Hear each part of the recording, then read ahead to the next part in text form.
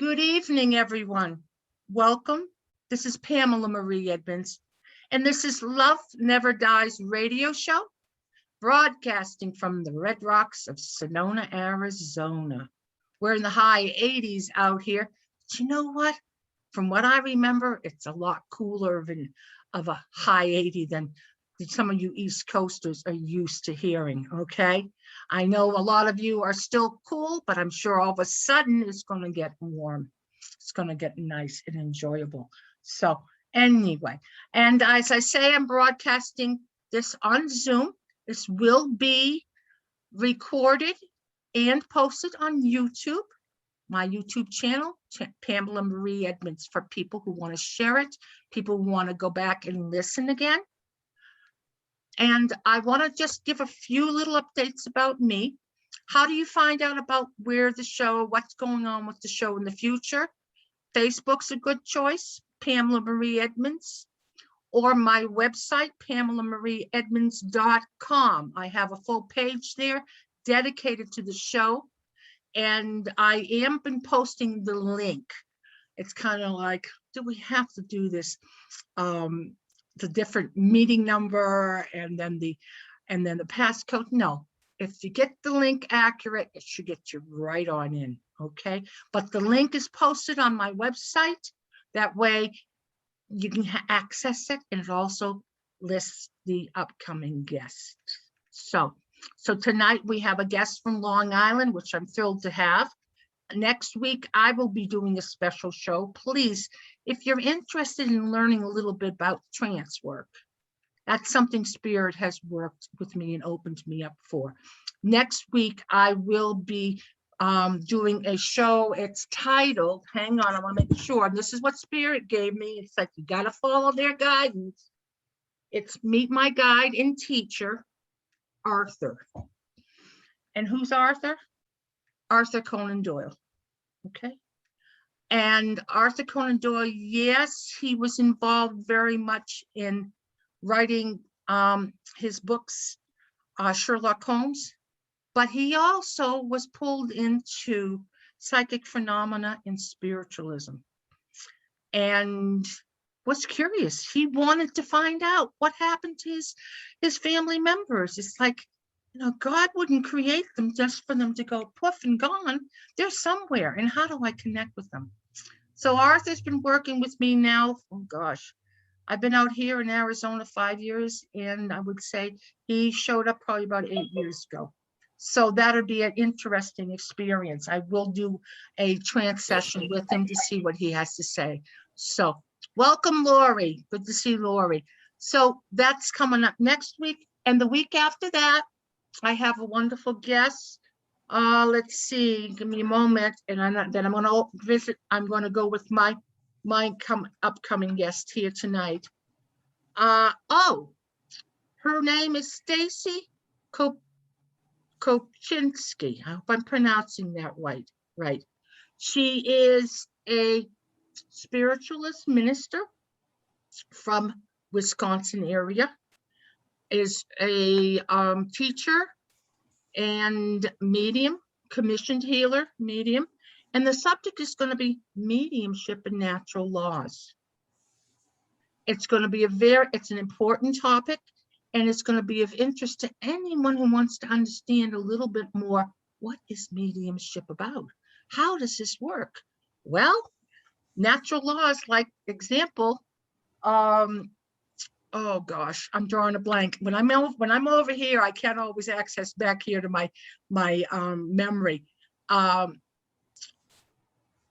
Things that happen. It's like I'm drawing a blank what to say, and I'm just going to leave it there. Natural laws, and what I want to say is the laws that God is in charge of, overseas. Okay, so tonight I have with us a wonderful guest, and gee, we met probably 8 or 9 years ago, Joe. I think so, yeah. Yeah, and through kind of the like-minded people, the group, the interconnection. You're in Long Island, correct? That's right. I'm in Long Island. Oh, geez. Okay. Hey, you Thank got you. a cup Got of it. coffee? We got some Got- coffee here. Just kidding. Okay, okay, Joe. Okay. And I had done some work out there and had been Yes.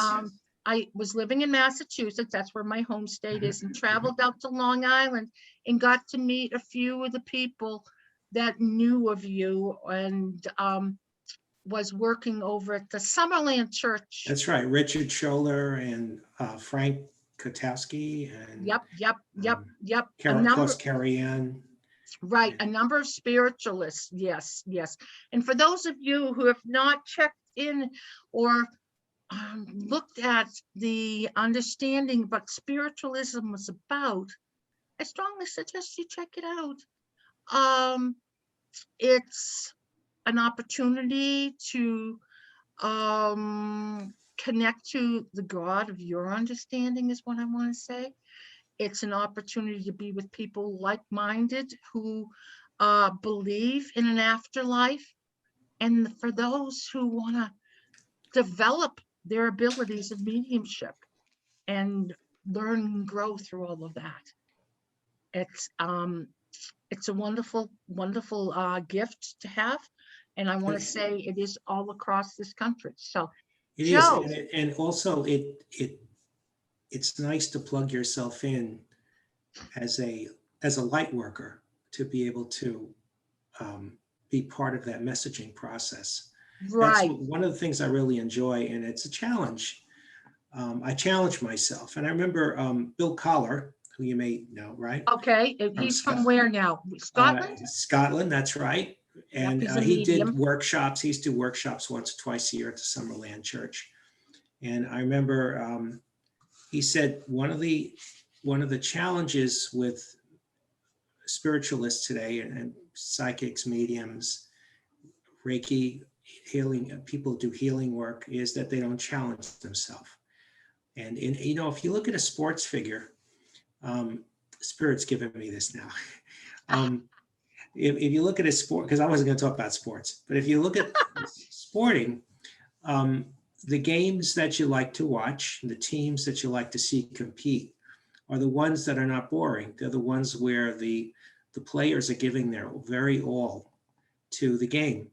They may win, they may lose, they may not always achieve their goal of getting a home run, or which, by the way, leads me into a story I have to share tonight about Okay. a little psychic story, which I have a few funny stories that I like to keep Well, things. at some point, Joe, I want to read your bio so people know a little bit. Oh, go ahead. About, yeah, sure. I'm can sorry. I do that, Chris? You got me rambling. Sure, go ahead. Because on the list is you being a medium, and that's already come out, but that's all right. Okay, Joe Giaquinto. By day, Joe is a computer guy. At night, he is a paranormal investigator. He has experienced otherworldly phenomena for over 40 years. In 2005, Joe discovered his gift of mediumship. Today, he uses his ability to conduct group and private readings and for analyzing and corroborating paranormal evidence in the field. Joe graduated from Adelphi University and currently manages a freelance computer consulting business. His professional memberships have included the American Society for Psychical Research, Association of Trance Communication, the Forever Family Foundation, Hampton Bays Historical Society, First Parish Church, and the Ghost Hunters of Long Island.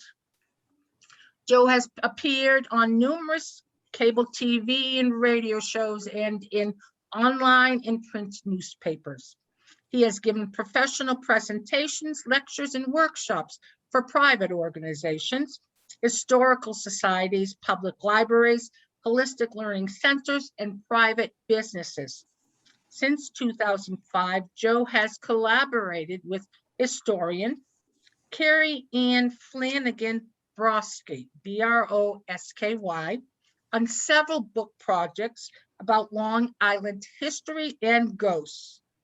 You can visit Joe at his website. Let's see, I'm gonna say this, but then give it out.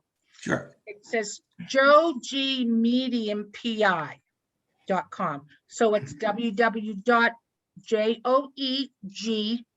medium.com. Yeah, Okay. there's a story to that. Actually, my original How many website. stories do we want? We want to hear stories. Yes. Do you want to But hear go ahead. stories? Because I don't want to bore you guys, you know? Well, we want to also cover our topic too, Yes, that's right. How we talk to the which spirit. is how, and that came directly through your guides when you and I were conversing on the phone, right? That's right. How I talk to spirit. That's right. And how do you do that other than mediumship, right? Right. That's right. We kind of have a joke when I work with Carrie Ann, we go out to a field investigation to do some paranormal work. Carrie Ann takes a ghost meter, which is a little EMF sensor to see if there's any energy in the area. Some people bring cameras, some people bring tape recorders, voice recorders. And I always say that I'm kind of my own ghost hunting device.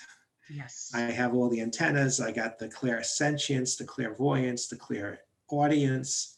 So I'm kind of, I'm like that Swiss knife, that has like 30 different functions. And I think that has to do with how we talk to spirits. It's a very natural process. So I have a very simple sort of business model of the physical world. I like to keep things simple because life should be simple. It's too complicated today. And I think part of the reason we have trouble tuning in and we have connecting to our soul's journey is because we do get so complex and we do get so intertwined with all the technology and the day-to-day living and paying the rent and mortgage. And so it becomes very overwhelming. So simple business, the simple model of our life here is we are spiritual beings in a rent-a-car body. Yep. All right. And when the body dies, we go back to our natural self. Some people believe we recycle, we come back. I believe that, but if you don't believe that, if you have a different thought, that please take what you can from what I say tonight. Mm-hmm. So how I talk to spirit is very basically, I use all the types of communication devices that I come with in this physical body, as well as my spiritual body. And what I mean by that is, I remember I was doing a reading for a group of people in a home in Calverton. And during the reading, I said, your mother is coming through. She was trying to reach you. And my client said, my mom's alive. She's alive. I said, yeah, but she's trying to reach you. And so she picked up the phone, she called her mom, she says, oh my God, dear, I've been trying to reach you all day. And it makes the point that even though we're in physical bodies, sometimes people will say, well, I want to talk to my dad. As soon as my dad passes in hospice, as soon as he goes to the other side, I want to talk to him. He's in a coma right now. We can't communicate with him. And I said, why not? Spirit is in the body. His spirit is here. Communicate with him. He hears everything you say. And I get that all the time in my readings, is people always say, before they even say it, like if someone's father is here in spirit talking to me, and he'll say, just tell my daughter that I loved when she was singing to me on my last day on this planet. And so that's one of the great things. I think talking to spirit, there's a couple things to keep in focus. First, why are we talking to spirit? What's the purpose of that? And the purpose of that is to help make the connection between people here and people who've transitioned to spirit. And Pam, if anything you want to jump in and say or add. That's okay. That's okay. You can cover some stories towards the end. Okay. Sure. All right. Okay. I want to make sure you realize that we want to hear some of your stories later. Yeah, and the stories are just examples to show things. So when I think about how I talk to spirit, I want to talk about the different ways I talk to spirit, the different methods. Now, it got to be so so technical, so diverse that I started making documents with how many different things you can do to talk to spirit. Because so people say, well, how do you speak to spirit? Well, you can use divination. And what is divination? It's a device. It's a tool. It's something that can aid you in talking to a spirit. Or you can just use your own built-in spiritual abilities, your intuitive abilities. So I'm going to talk about these two things because some people say, how do I want to reach out. I want to talk to someone on the other side, or I want to get in tune with the spiritual world. I want to do more work like this. And sometimes people feel uncomfortable just kind of trying to communicate without any aid. You know, you think of a child that wants to learn to ride a bicycle. They start out with a tricycle with training wheels. Eventually they get their balance, their motor skills, and they can ride a two-wheel bicycle. Okay. So I think there's nothing wrong with using tools to communicate with spirit, but my own preference, I like to just go in natural. You know, I like to just use what I'm feeling, what I'm hearing, what I'm seeing. So let me cover some of these. And if some of these you already know about, please bear with me. And at some point want to hear how spirit communicates from the other side too. Sure. Because you got some specialties. I know you do. I do. Yes. You're so kind. Right. Go ahead. All right, sure. All right. Well, first of all, let's talk about the basic types of communication. By the way, I want to say right off the bat, and Pam, I'm sure you'll agree with me on this. We are all gifted. There's nothing special about me. I'm so tired of, you run into these people that think that they're so special, that they have some occult, something over you, that you have to be in this special dark and hidden group to communicate with the other side. It's just not true. We all are beautiful, loving spirits built that come from our God or whatever your belief is. And we all have this ability. We're all spirits in a body. So the first one I like to talk about is clairaudience. Clairaudience is basically the ability to know or see something that you have no knowledge of. It's people always say, what is this with the third eye? And I always like to give examples to demonstrate. So they always say, well, the third eye is up here somewhere, and I say, the third eye, clairvoyance is basically, if you're using clairvoyance in mental mediumship, that is seeing something in your mind, you're just visualizing something that isn't physically in front of you. Now, I'm going to do an experiment here. Everybody close your eyes. Well, they probably don't have to because we're on Zoom, but don't drive a car while we're doing this. No, just kidding. All right, can you all imagine in your mind a bowl of fruit sitting on the table? Can you see the fruit? Could be an apple, bananas, whatever. Okay, you open your eyes. Well, that's clairaudience. I mean, clairvoyance. That's seeing. That's being able to see something that isn't physically there. The only difference is when you talk to spirit, they put the image there. You clear your mind. You open. You allow yourself to let the message come into your inbox. They put the image there. So when I'm doing a reading, or I'm out in the field investigating, or we're in a haunted house or something, and I want to see what I'm getting, what kind of vibes I'm getting, I just clear my mind. I say, first I set sacred space. I want love and light. I want to set the boundaries of the communication model, because if you don't know who's going to come in. And sometimes you get someone that comes in that you really don't want to come in. It's negative. So, so I clear my mind, and then I ask the spirit to give me a symbol, a sign, a picture, or something.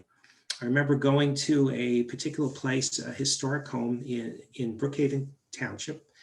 And as soon as I went in there, in my mind, I saw a man in black, a tall man in a black coat or some sort of like old period clothing, from like the 1800s or something. So I said to the curator of the place, the first time I met her, I said, Diane, what is this about this guy, this man in black? And she goes, that's it. That's the ghost we have here. That's the spirit that roams the property. It was like, give the guy $10, but I just saw him. I just saw that's the image they wanted me to see. That was the symbol. So now I know I had a connection there. So that's visual clairaudience. Now the other, clairvoyance, I'm sorry, I'm a clairaudient, that's why I say clairvoyance. Clairvoyance. Now the other type of clairvoyance is knowing.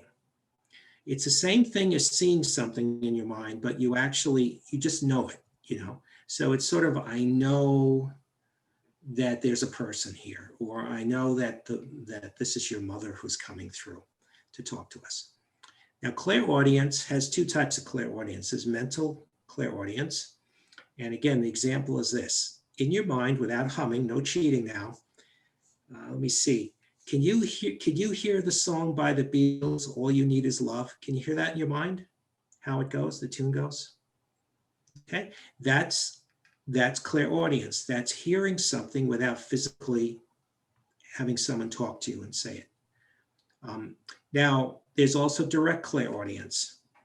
And direct clairaudience is where the spirits actually punch through this or atmosphere, and they actually go right into your eardrum with sound waves right through the air. I remember being at the diner in Sayville one night waiting for my group to arrive, and nobody was in the diner. There was no one behind me in all the booths. And somebody, loud as can be, screamed in my ear, "Hi, Joe." And of course, I turned around. I thought it was one of my team members, and I turned around. Of course, nobody's there. So that diner has a very strong spirit of a man who unfortunately died there. Mm-hmm. He always likes to talk to us when we go there. Mm-hmm. So that's direct clairaudience. Now, clairsentience is kind of a cool thing to have. How many of you have actually walked down the street, maybe at night in an area you're not really familiar with, and you pass a stranger and something makes you turn around to look to see if that guy's following you? Ever happened to any of you? Okay.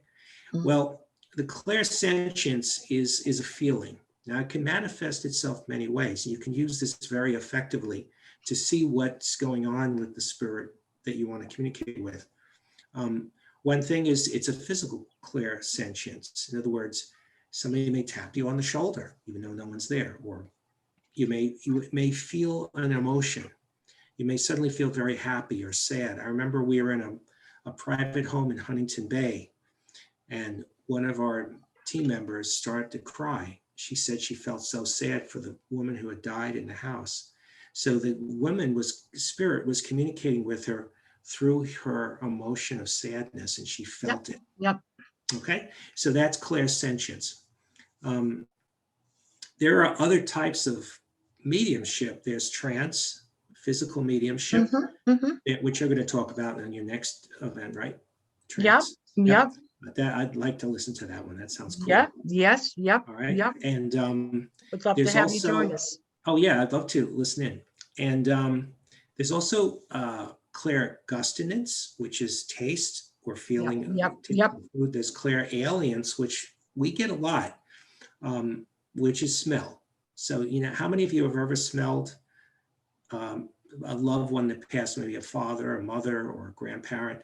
The smell of a cigarette that they smoked, or a pipe tobacco, or perfume, even though there's nothing like that. We were in Raynham Hall in Oyster Bay, and 3 of us was standing in the foyer.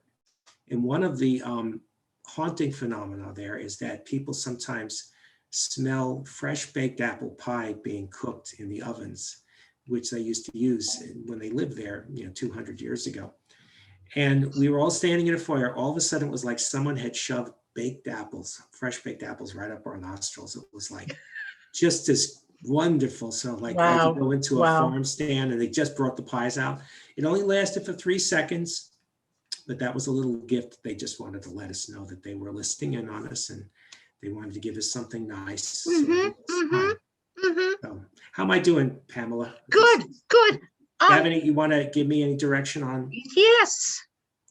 I know you gathered together a few EVPs, right? I did. Yes, I did. You want me to play? So basically, it would be regarding how spirit can communicate to us. Yes.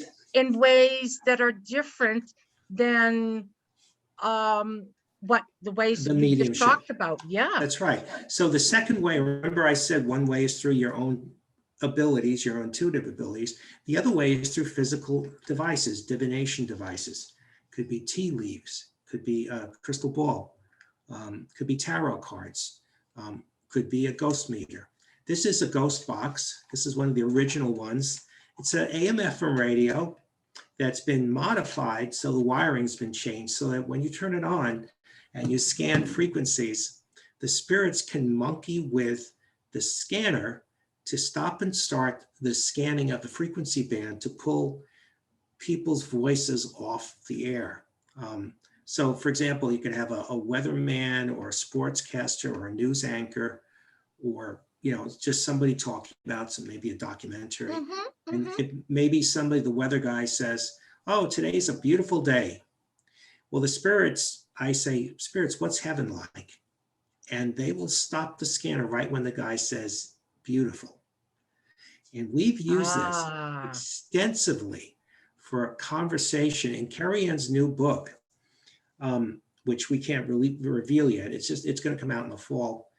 We have conversations with our spirit friends, a couple of them 6 minutes long. This is like, you watch these shows on TV where they have the ghost recording and you hear like a whispery sound and you're like, oh, they're saying hello. No, these are like, "Hi, Joe, how are you?" "Good, how are you?" "What's your name?" "Frank." "Did you live here?" "Yeah, I died here 20 years ago." I mean, it's that kind of conversation. And I am in a process. I couldn't put any of these tonight. I do have a sample to play you, but I do have some personal ones that we never play to the public that I eventually want to release, because I have my own spirit guide. I have two of them primarily. One of them is Melissa, and I've been working with her now for about 15 years. Wow. We're to the point now where I could turn the ghost box on and I can record a completely legible, audible conversation with her. We even have this game we play where I'll say 1 and then she says 2 and I say 3, she says 4.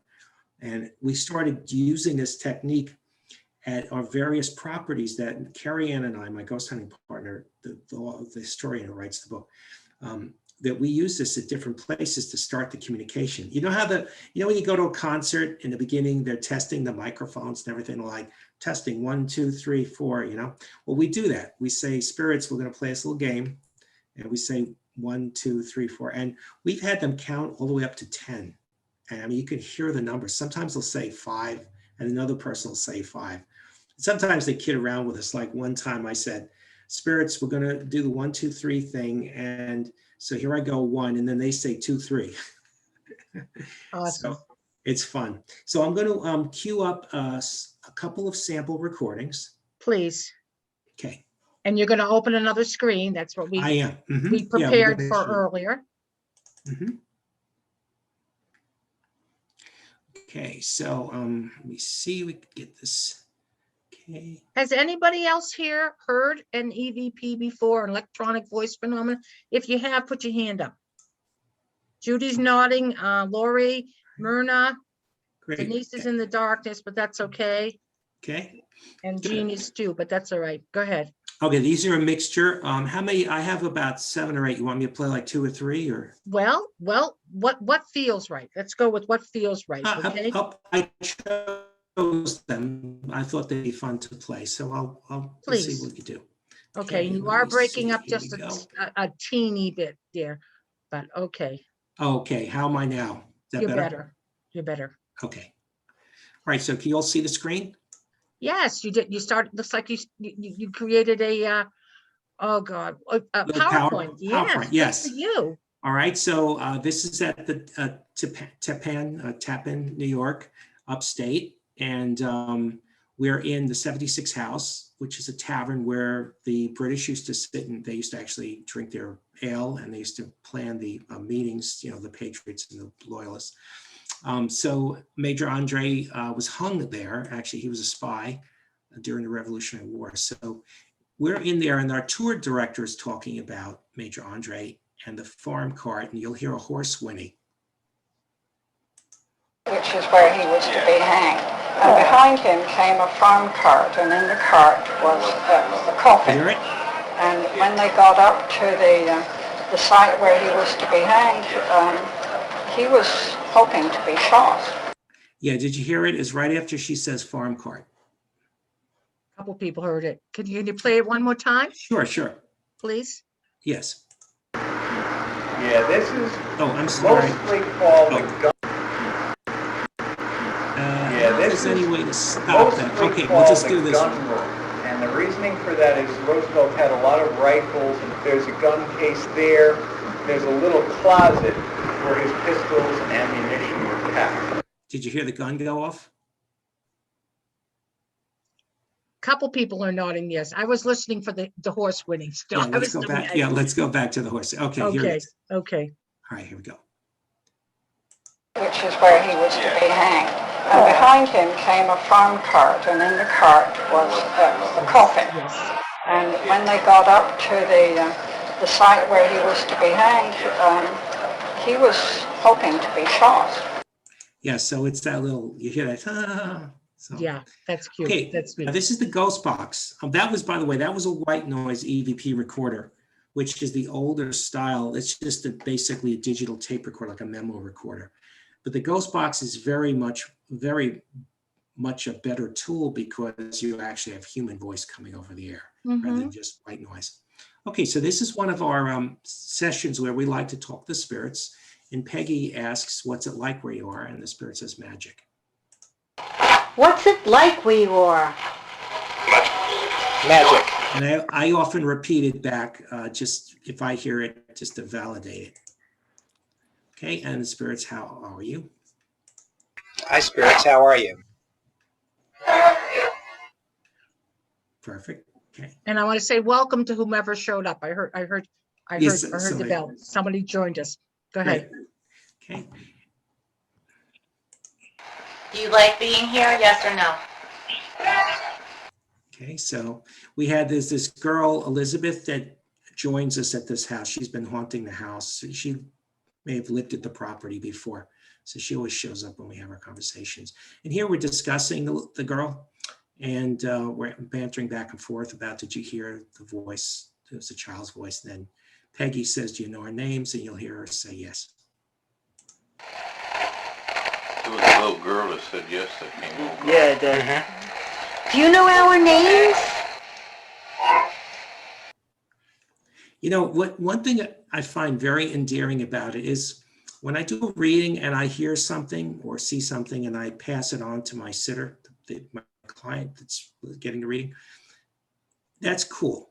But when you can actually hear it as a group, you're all sitting around and you hear the spirit actually talking live, it's kind of cool. Now this is a little different example. We get a lot of music in our readings, and you know, people always talk about, well, you know, I heard a voice called on the wind, or I heard some music off in the distance. You may be hearing something because spirits often use background noise to create beautiful music. So in this case, I felt like Dobie Gillis showed up, or Maynard started playing the bongo drums. We're at Raynham Hall, and we're being admonished to be quiet during the tour and also to be out by 5 o'clock, when all of a sudden you'll hear bongo drums. Zep, what time is it? I'm sorry, Chuck, but I don't have a lot. I was just curious in case I need to come back here. We're going to have to come back because this place closes at 5, I mean today, but we should really get on with the tour because we're not going to finish it for the sake of the others. I'm going to go tomorrow. Me too. I kind of find it funny too, because here we are supposed to be in this quiet museum, right? And some guys playing this bongo drums. What they were doing there, they were messing with the camera circuitry, the sonar radar on the camera, and they were playing with that piece of equipment to make that sound. That was awesome. That was awesome. Now, to me, this is very important because I had a group, and this fella had lost his friend Joey. Joey had a sense of humor. And so I decided to do a specific type of a communication system. And I encourage that when you're going to do communication with a spirit, you develop some sort of rapport with them and you tell them what you want to do. Do you want a visual sign? Do you want to hear something? Do you want to hear a tap on the wall or see the lights flash? So in this case, Shaving a Haircut 2 Bits, if anyone's familiar with that, it's an old comedy. They use it in cartoons all the time. You'll hear the song play at the beginning just to remind you what the song goes like. And what I did was I asked Joey to come through. So I did the first part of the dot, dot, dot, dot, dot. And then I waited to see if the spirit could give us the bump, bump. And he did. So you'll hear it here. And that's the tune. You know, Peggy from our group, she does, that's her favorite thing. Shaving a haircut 2 bits. Joey, if you're here, give us a sign you're here for the people that aren't hearing you. Do you have a sense And of this humor? is me that's going to bang Sure. it first. It's one of those things where maybe he wants to communicate with you in some way.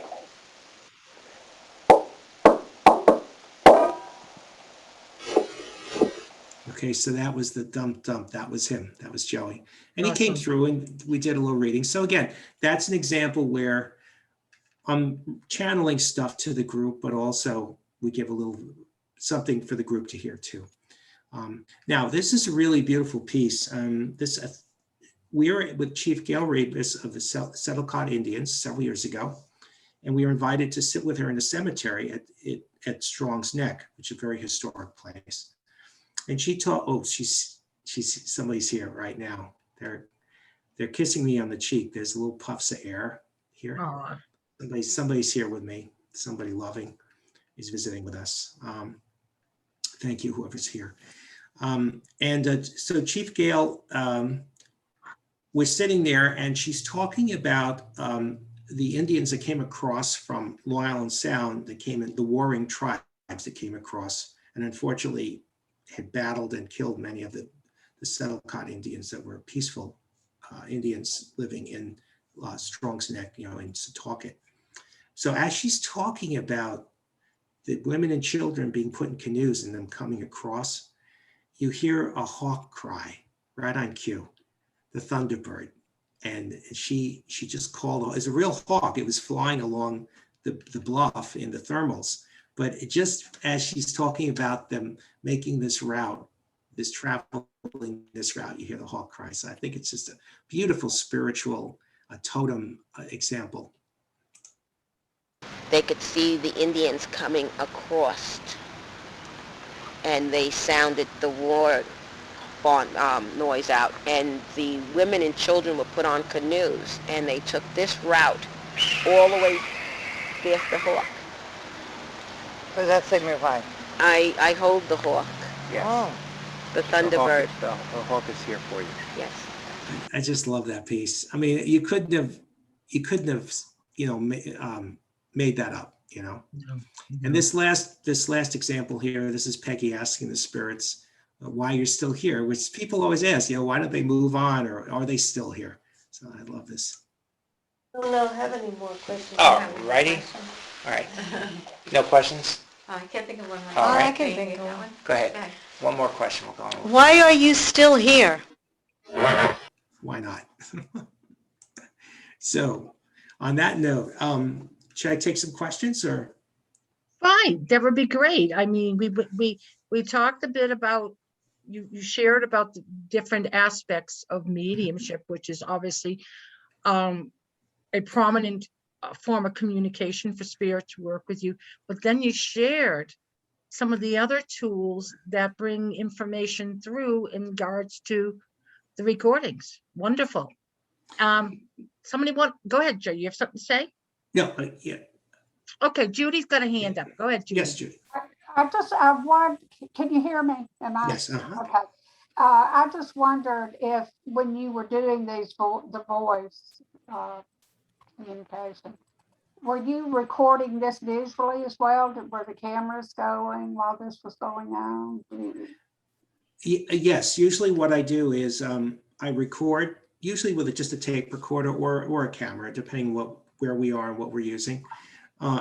So when I make the communication, you'll always hear me comment on what I heard, because sometimes we don't really hear what's coming through, or it goes very fast on the voice box there, the ghost box. So yeah, I record it, and then later I play it back, and I put together the entire conversation. So, for example, if we ask the spirit a question, and nobody, maybe the answer's there, but we don't hear it, I'll still use my channeling ability to call out what they're telling me.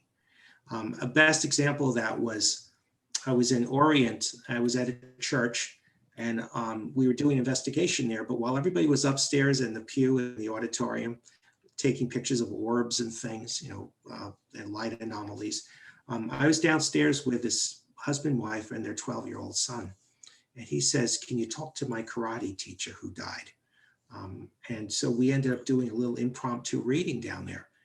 And I had my recorder going for the 22 minutes of the reading because we were trying to see if there were any ghosts or anything there. So while I'm doing the reading for Anthony, Amanda is also coming through and leaving messages on this recorder during the period of time. So you'll hear me say, I think she said, yes, Anthony, yes, she loved the fact that you got a green belt in your karate training. And then you'll hear her say, when I play the recorder back, right at the same exact second, you'll hear her say, yes, I am, or something like that. So, yeah, so it's really fun. I really enjoy with the Ghost Box. What's cool about it is that after I do the recording session, what we call the Q&A session, I'll then go back and upload the file to the computer. And then I will take out all the dead air and I'll be listening for the questions and answers. And I'll put together a final conversation. And again, some of them, maybe in the future, I'll post some of them or make them available, because I have several intimate ones with my spirit guides where we have a conversation and it's totally audible. It's like talking to somebody at Starbucks. It's not some mysterious thing. These people are there and they talk to us. The question, the challenge is, are we listening? Are we listening? Right. Are we open? And what do we do with the message when we get it? How many of you have ever gotten a message and you kind of didn't know what to do with it? You got a sign. Raise your hands. Yeah. So most of you have. See, We've got a few mediums amongst the group here too. So just to let you know. Oh, yeah. Oh, okay. Okay. Yeah. So, yeah. So great. So, all right. Great question. Did I answer your question? Yes, but I wondered if you recorded visually while you were also doing the audio. Yeah, sometimes we do. Yeah, sometimes we have a camera person. That adds an extra interest to see the group, to see the reactions and the environment yes. they're working from. So. Yeah, there's one video in particular where it's a great video. We don't have time tonight to share it, but I was at this group's channeling session, sort of a little seance thing, I guess, in a way, and I felt someone next to me, a young person, and I started talking to them as a parent would talk to a child, saying, no, you have to listen. You can't interrupt the session. You can't cause phenomena. You got to behave yourself. And then I felt that spirit of that person, kind of a young boy, or just kind of take off, or a young girl, maybe just like flutter away. Well, Beth, who was in our group, she was actually photographing the session, and as she panned over to me, right when I said, "No, you have to behave yourself, and you have to follow the rules of our group tonight," you see an orb in a butterfly shape flutter away from me and off into the air. In other words, like, I'm out of here. But it was just, it was a feminine thing. So it was a symbol of that she was a girl, but it just fluttered. And Beth was like, oh my God, she kind of almost dropped the camera. But that happens a lot. So yeah, I like the visual. We got to do more of the visual too, because we started off in the beginning, we really just used basic tools, but we are getting almost sophisticated. Right. Great. Thank you, Judy. Joe, quick question is coming to mind from me is, are you usually the only medium who is present at these investigations, we'll call them? Usually, yes. But when I do events, what I'm finding now is that you guys are also talented. I find that we have a lot of people who are mediums, psychics, or just consider themselves intuitive or special in some way, tuned in. And so often now, like, I'll have a group of 12 people, and you'll have 2 or 3 people that are actually doing this type of work. And so I'll call on them. I'll say, what are you feeling? You know, what are you getting? And sometimes we get the same things, and sometimes they get other things. I like to, like I said, I like to be challenged. And what do I mean by challenged? I think the key to talking to spirit, there's some very basic things you have to remember. Number one, are you really talking to spirit, or is it just in your mind? Or you just want to be, you're wishful thinking, you're making something up that doesn't exist? I'm not saying you're crazy. I'm not that kind of thing. I'm just saying, all right, is what you're hearing, is it really a message, or is it your own ego self-talking to yourself, trying to fill in the blanks? So that's the first thing. The second thing is you have to identify the person with maybe 4 or 5 different things to know that you're talking to that person. For example, who are they? Do you have a name? How'd they die? What's their relationship to the person that you're doing it for? What's the message? Does it make sense, the message they're giving? In other words, if the person was an accountant, it was the father image, and he was an accountant and he died, and you've got a guy that's a playboy gambler from Las Vegas, well, that's probably not the father. Right. Unless he had a secret passion. He used to sneak away on business trips. So you have to really challenge yourself to be the best you can, and also use the best tools you can, whether it's your own gifts or find something that works for you, some divination tool, and also challenge the spirit you're talking to. Don't accept everything you hear. Yeah. And I'm not saying we're denying the spirit their God-given gifts and their grace. What I'm saying is, if somebody tells you something, make sure you're getting the message correct. Because a lot of times, again, our ego fills in a blank. And I always know when I'm doing a reading, I get an answer, and I say, no, that can't be right, to myself. And then I talk to the person I'm doing the reading for, and I say, your father passed, right? And I heard the mother passed. No, it was my mother that passed. Always go with, like the multiple choice test, always go with the first answer, because the way the ego works, it's a 1-channel system, like the old walkie-talkies. Hi, 10-4, good buddy, how are you? And you press the talk button, and then you let go of the talk button, the microphone, and then the other person talks. If you both talk at the same time, all you get is a squealing. So what you have to do is you have to say, okay, spirit, I'm open, give me the message now. And don't try to fill in the blanks, because as soon as you do, as soon as your ego kicks in, you are talking to yourself, not to spirit. And if you can master that, you're 99% of the way there. Good That's question. Good, Joe. Okay, questions? Anybody for Joe? Yes. Okay, Myrna, let's unmute you, sweetheart. Yeah. Hi, Joe. Hi, Myrna. Really, how are you? It's kind of a question. I have been sitting with a friend in trance on Zoom. And, you know, one of us is the witness. It goes into trance and we switch back and forth. And it was just kind of interesting. It was kind of fascinating. So this evening, that particular evening, while I was sitting there, I saw this light, pretty large light, come flying across about 2 feet high, and then it sort of went up, and then it disappeared. And not being a techie and not doing any of that stuff, she is the one that records the sessions. When she went back to look at the recording, the light was on her recording. That's great.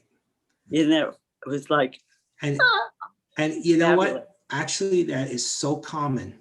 Really? So common. It is. I'll give you a perfect example to make your point. And it's a great story. Thank you for sharing that. Country House Restaurant. We did a movie, a pilot episode of a ghost investigation about Annette, the spirit who haunts the country house for 300 years. Now, just a quick backstory. She was a young girl who, during the Revolutionary War, her house was occupied by the British, and the townspeople murdered her mercilessly, thinking that she was a loyalist with the British. But she and her family had gone to Jersey, and they never came back. They got killed along the way. So her spirit roams this this property for 300 years, waiting for her parents to come back. But she's a spirit, so she's not just a ghost stuck in some sort of a loop. She talks to people, she roams around. So her hallmark, Myrna, is light flash. And the first time I went to see Bob, the owner, with Carrie Ann, we sat down. She was running a little late. So I sat down with Bob. Beyond him in the next empty dining room, the whole room was bathed with light. And I said, I just saw a big light flash. And he said, that's Annette. That's how she lets herself be known. That's her sign. So fast forward Christmas dinner with several friends. We're sitting in a corner table. And every 20 minutes, it was like a lightning flash around our table. An orb of light just enveloped us and disappeared. And every time it happened, I looked over to the table next to us, which had a gentleman with some of his business associates. And he's just sitting there eating his hot roast. And I'm thinking, God, he must have seen this. It was just for us. And then all the sconces, all the lights are on above all the windows, except ours keeps flickering on and off. On and off. And they're all on the same circuit. And I talked to Bob and I said, is there something wrong? Like, is it the freezer unit kicking in the kitchen or something? He said, no.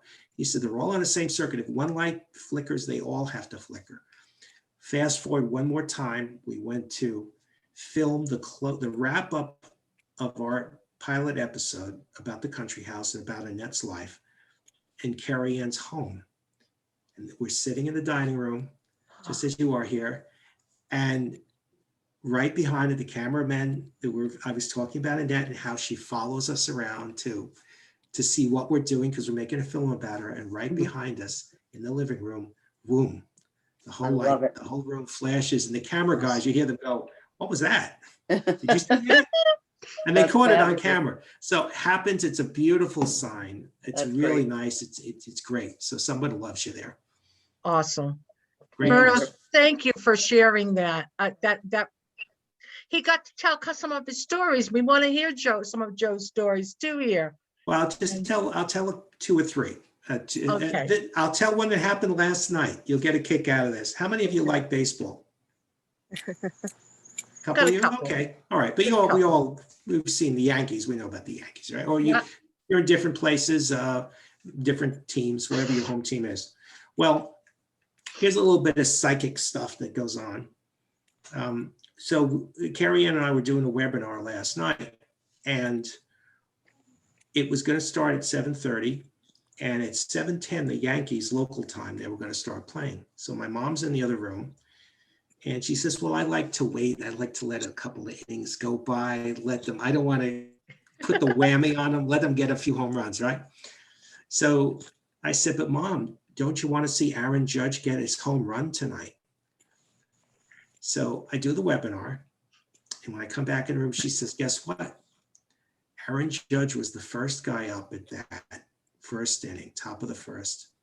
He hits a home run. Now, night before, he struck out like 4 times in a row. So that's premonition. Someone helped me. Someone gave that message, but it was just a beautiful thing. It's like, and this is a perfect example of keeping the ego out, because I wasn't trying to predict who was going to hit a home run. I just said, don't you want to see Aaron Judge hit his home run tonight? And he was the first one in the lineup, the first one at bat, first inning. And it was like the first or second pitch, I guess, but he hit the home run. So that was kind of cool. Awesome. And one other story, just one other quick one. This fella, Jeff worked we worked together at the First Parish Church, which was over in Aquabog. It was a local ministry church that they were a spiritualist church, very open to everyone, I guess it may be Unitarian, I'm not sure. But anyway, we were a bunch of spiritualists were in the church, like the pastor. We were all friends of each other. And Jeff worked there, and he used to put on plays for the folks that still come to the church. He did all kind of presentations. Really nice guy, just beautiful, giving person. Well, I saw him at a supermarket, and then I saw him coming out. I said, "Hey, Joe, how you doing?" The following week, I found he died. massive heart attack, boom, left the planet. Well, a year went by. Oh, and all our friends said, Joe, you're a psychic, he's probably gonna get to you somehow, get you to talk to him. And it's a really beautiful story because one day I was at my hair salon getting my hair cut, and she said, Joe, I have a woman in Hampton Bays where we lived at the time that wants you to do a reading in her home or in her bar, like a reading thing, like a psychic night. Well, I went there, and she was in Southampton. I went there. She says, the boss really doesn't want to do any psychic stuff yet. We're not it's in a bar. It's not really appropriate yet. So wait till we renovate the place. Okay. But she says, I have a friend who lives in West Hampton that would like to do readings for her family because they lost their father. So now I go from Hampton Bays to Southampton to West Hampton, three disconnected, unrelated people. So I get to West Hampton and I start doing the reading, and I describe the father, and he comes through, and I was okay with the reading. The very end, we're having coffee and cake. The daughters come into the living room, sit down with me and said, our father was such a great guy, but his favorite thing was the green gorillas, which he used to do this. It was his thing, like a play or something he used to do. But it was I think it was the green gorillas. And as soon as they said that, I said, is this Jeff so-and-so, They said, our father? I said, yeah. He worked with us at the church. He died. He said, well, we're his family. The spirit led me through 3 separate groups of people living in different towns over a course of a year until he could get me to go to his ex-wife's house and do a reading for his family and for his daughters. And at the end, when I said, that's Jeff Frank. He says, our dad? Isn't that beautiful? Isn't that how spirit works? It's just, that is awesome, Joe. You were talking to me earlier, you were talking about how spirit guides us, and it's a perfect example. Well, yeah, and unless you want to take another quick question, that might be a good place there to end the show on. I'm not sure. Does anybody else have something they want to ask Joe? No? We're good. Okay. Okay, and a couple people are like, and by the way, MJ is originally from Long Island, and she saw your name. She said, I met Joe before. She says, it's been a long time, but she's Jean. I think Jean knows you somehow. Mm-hmm. Anybody else? No, I think that's a great place right there. Joe, that was an awesome story. Thank you for sharing. Beautiful. All your, thank you for sharing your wonderful experiences with spirit communicating from the other side. Those are, a lot of us aren't necessarily aware when something like that is happening, and you working in that field, you become very aware. So you do, and keep in mind too that with any human relationship, and the people, I always say that everyone on the other side, they're just moms and pops and their moms and pops who passed. They're just people. They're not right. And you're breaking up a bit again. Godlike being. Okay, just there remember you go. that. There you go. Okay. Just remember that you have a life too, and you have to balance that. You have to ground yourself, because you can get so caught up in this word 24/7. Once they know you're open, they'll be coming to you, knocking on your door all day. And it's okay to see light flashes and hear things and feel. I have a question. If that's yes. okay. We got a quick question coming. Is that okay? Sure. Yeah. Yes. Is it okay? Go ahead. How come what I notice is that, let's say you get contacted by spirit or a couple of spirits, and then you go a long period of time where there's no one, there's nothing, they're not communicating with you, there's nothing. And then this all night will come in, and then you'll get everybody coming again. And then it's like you get these dry spells where they don't come back. Definitely, yes. And I was just wondering about that, because I don't find it to be consistent. You know what I mean? Yeah, well, yes, that happens. It happens to me when you're doing readings. There's a story out there that John Edward, and I don't know, you'd have to fact check this, but somebody told me that John Edward once, when he was doing one of those large, like Madison Square Garden or one of these shows. He had like 80 answers incorrect in a row. Can you imagine that? Imagine even 10 answers were incorrect, or one answer. Usually one answer, I feel like, oh, I'm done for the night, Right. So you do go through dry spells. I think there's a lot of reasons for that. I think the biggest one goes back to the ego thing, that we try too hard. The other reason might be is that you have other things in your life that take priority. And sometimes you need to take a sort of a psychic break. And then sometimes it's just no one has anything to say. I mean, it sounds silly, but. No, I'm just because I don't think I have anything to do with it. I feel like they come when they decide they want to come, and that's it. But you you have to tell the spirit world, because we don't know what they're doing. You have to tell them, if you want to communicate with them, you have to tell them what your hours that you're open are. You have to say, okay, this is how I want to communicate. If you want to give me a message, I'm here now. And then at 5 o'clock, I'm going to the pub and having a beer or whiskey sour, whatever, just you're off duty. But yeah, otherwise they will come whenever they want. And you've been to Grand Central Station, right? Yes. Okay. There's a lot of people there. It's like hubbub. It's like people coming and going to trains and buses, right? Mm-hmm. Well, when you open up a portal to the spirit world, whether it's permanent or temporary, everyone says, hey, look, Joe's doing readings. Let's go. If I don't say, I only want family members and I only want to do readings today at this location, they're going to be knocking on your door whenever they want to.